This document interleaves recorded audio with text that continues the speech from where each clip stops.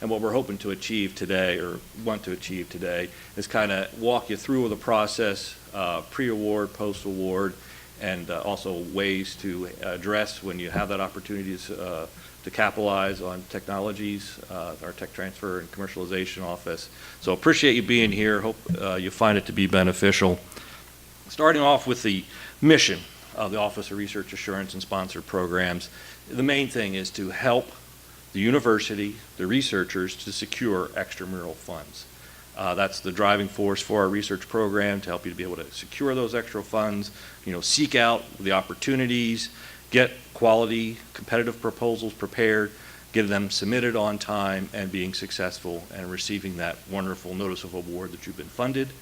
Then after you receive that funding, to help you to complete the work in a compliant manner, making sure you're doing everything responsibly and that there's no issues in terms of responsible conduct of research. Our vision is to have an office that is welcome and engaging, so as you're going about that process of seeking extramural funds, you see us as a resource and seek our individuals out in the office to help you meet your goals of securing that funding and receiving those large awards. As you can see, we're not a large office. There's 3 of us right now. There's myself. I'm the authorized official that negotiates most of the research agreements that come to the university. So I do some of those negotiations, or most of those negotiations, submit applications that aren't to our 3 major funding agencies, NSF, NIH, and USDA, and handle all those. We also happen to be hearing from Camilla. She fulfills 2 roles as a sponsored program specialist.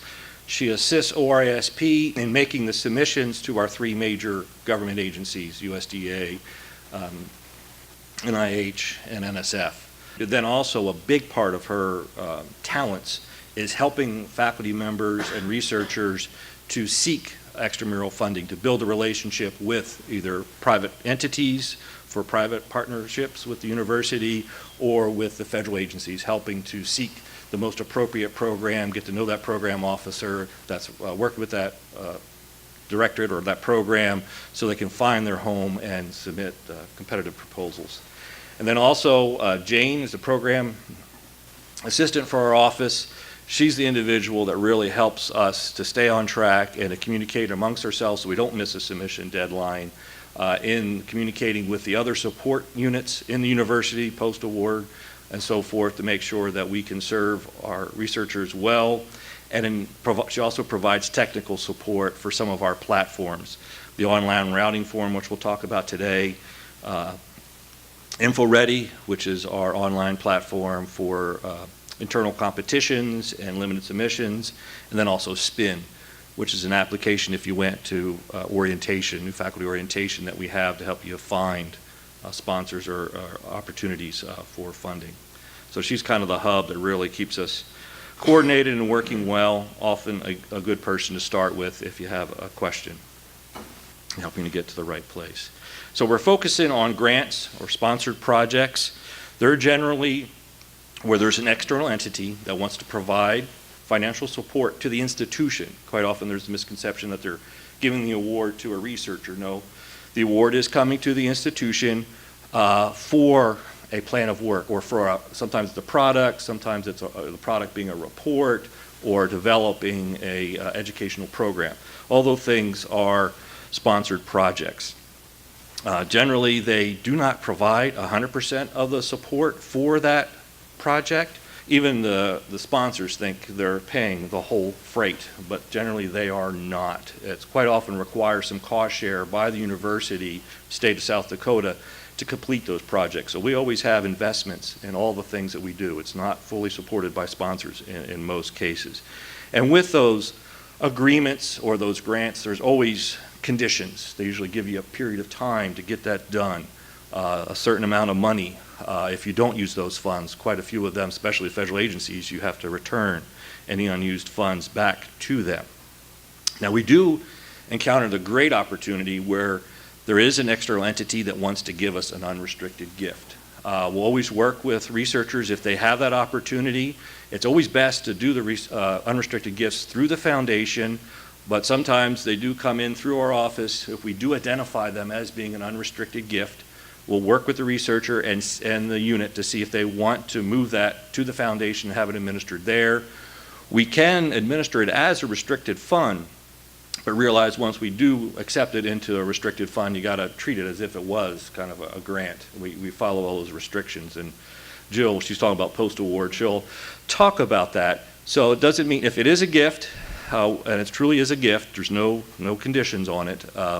It's best in the foundation, but we can administer it through grants and contracts, and we can do that. And there are some other options. So whenever we find those opportunities, we'll work with the researcher in the unit to see how to best administer an unrestricted gift. But we can do those through grants and contracts.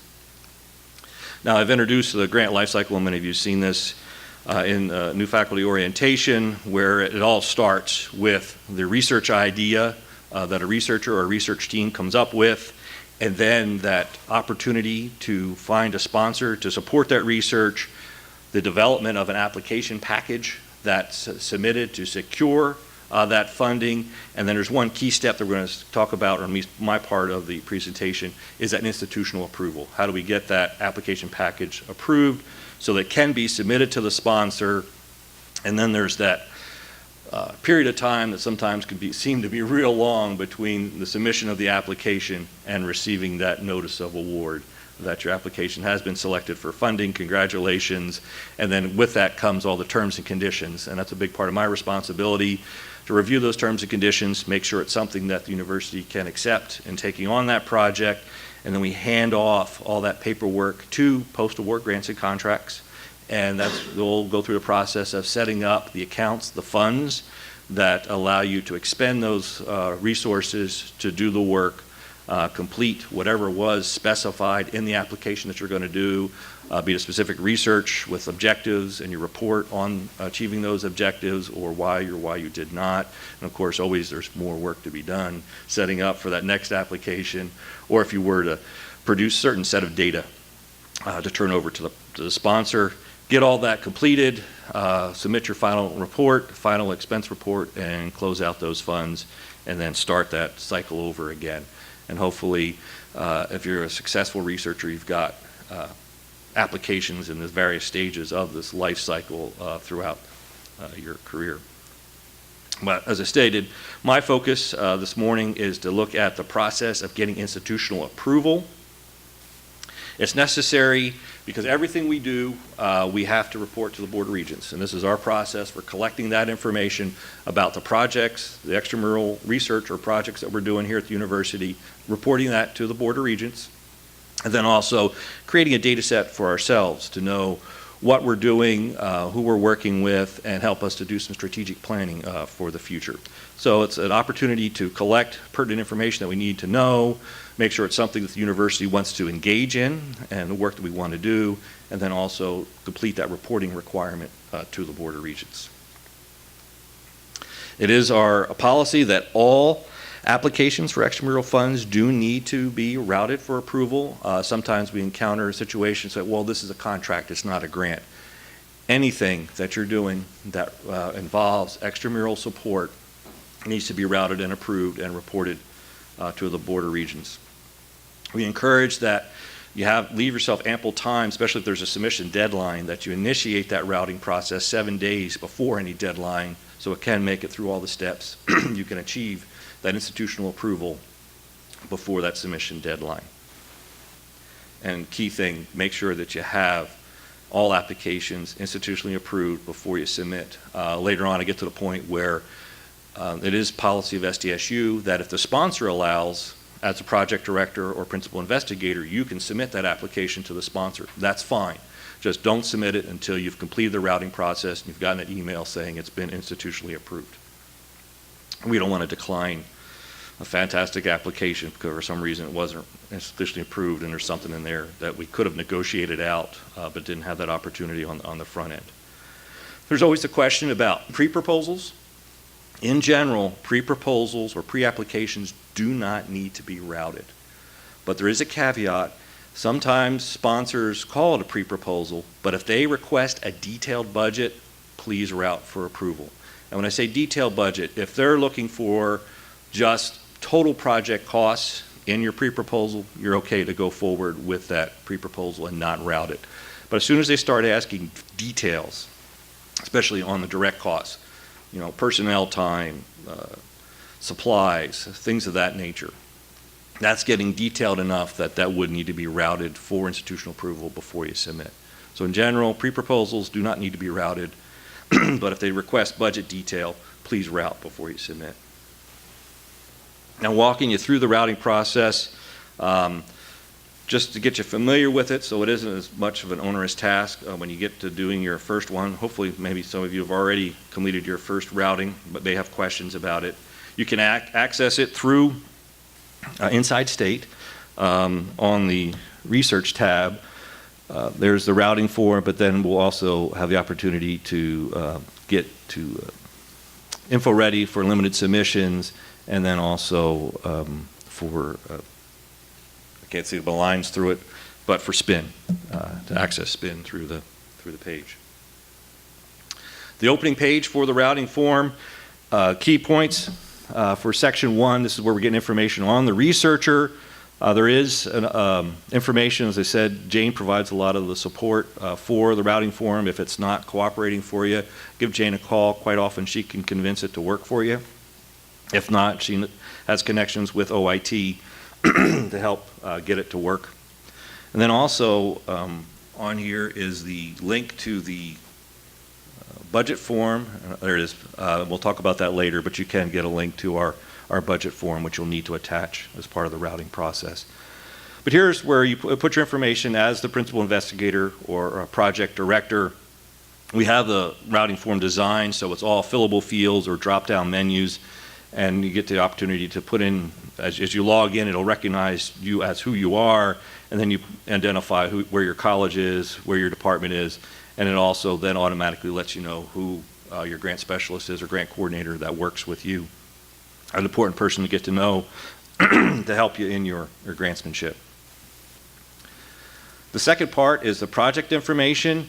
This is where you're going to enter information such as how much time and effort that you're committing to the project. Hopefully you do have part of your effort in the project. You don't have to.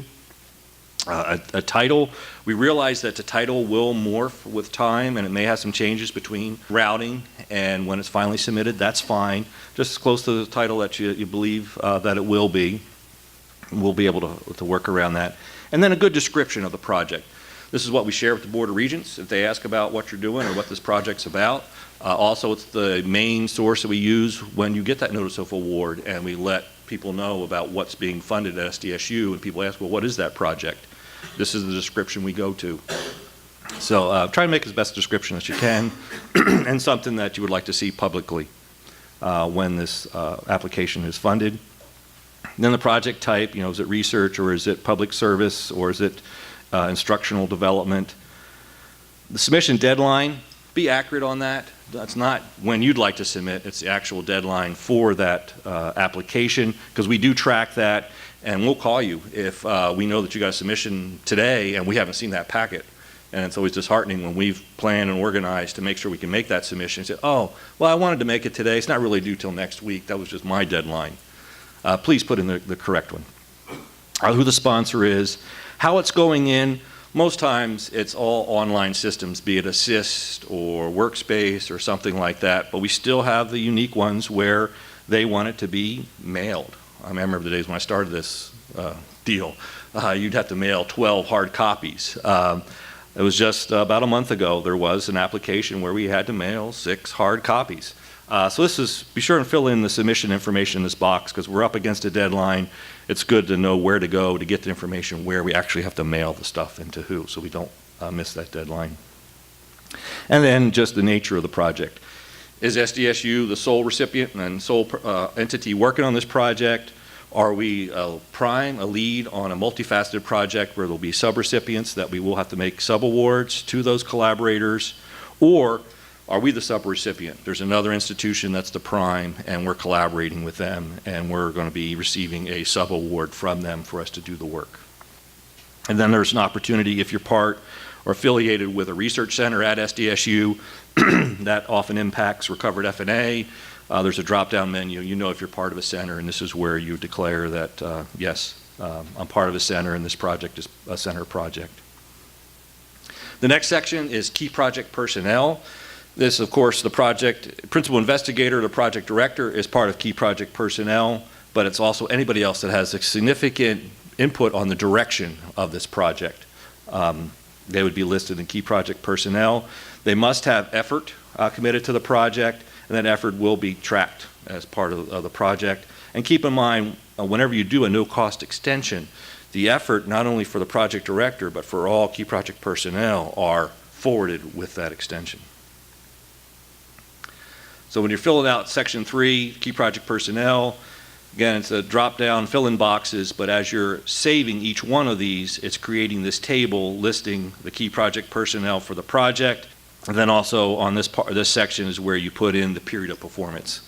You enter the start date, the duration of the project, and the system automatically populates the end date. So all these key project personnel get this email, an email leading them to this questionnaire where they'll fill out and answer these questions, which populate these compliance question boxes. You know, are you debarred? Of course, if you're debarred, we can't have you here and be funding you with federal funds. Do you accept the roles and responsibilities that are in the project, and all those types of questions that you get to answer. And then the last one is whether you want to participate in the research incentive plan. This is an opportunity where you can get details on Inside State, but where you can share in any salary savings that occur by you, if you have state general funds that are supporting you and you buy your salary on the grant, with enough lead time and approval of your unit, you can share in that salary savings up to half, or up to 25%, half of the salary savings and up to 25% of your salary. It's an incentive to be grant active and secure that extramural funding.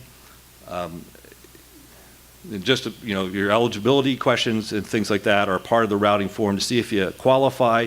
The key thing is if you do select that, put yes for that radio question that you want to participate.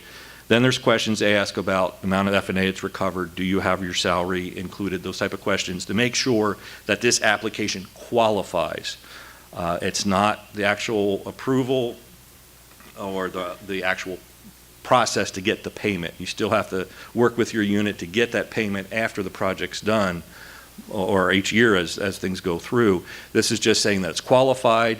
You're letting your department, your unit know that you want to participate and they agree, and just sets the groundwork for you to participate in the research incentive plan.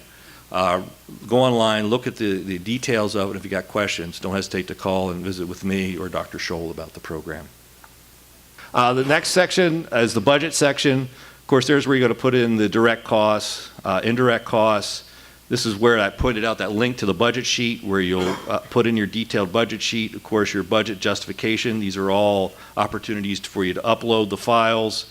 And then there's some key questions in terms of F&A.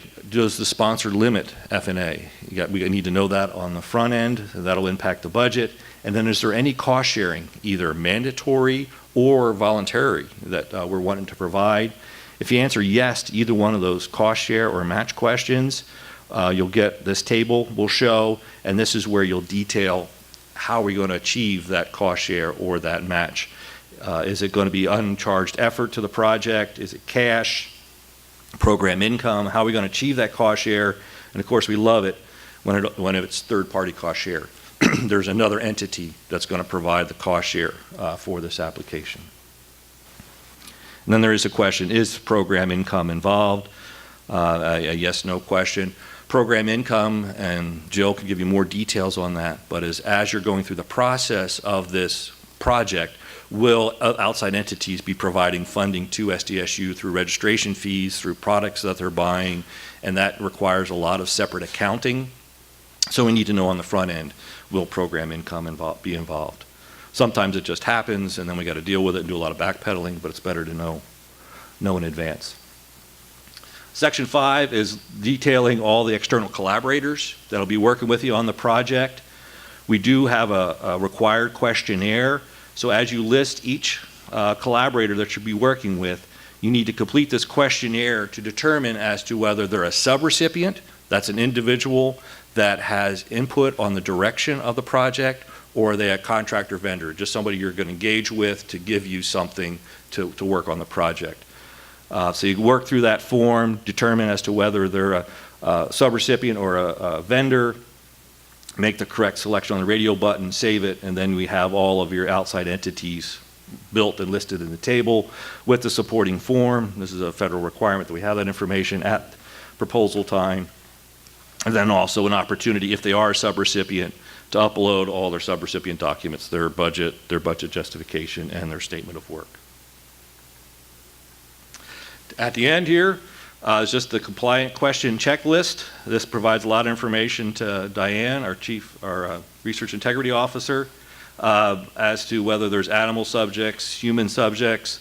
Dr. Scholl, if you're working with genetically modified organisms as part of your project. Also informs facilities and services. If you're buying equipment or doing something that requires lab modification, you need to let them know. Any of these, whenever you hit yes, I've got no in all these, but if you hit yes, a dialog box opens up, and that gives you an opportunity to provide more information.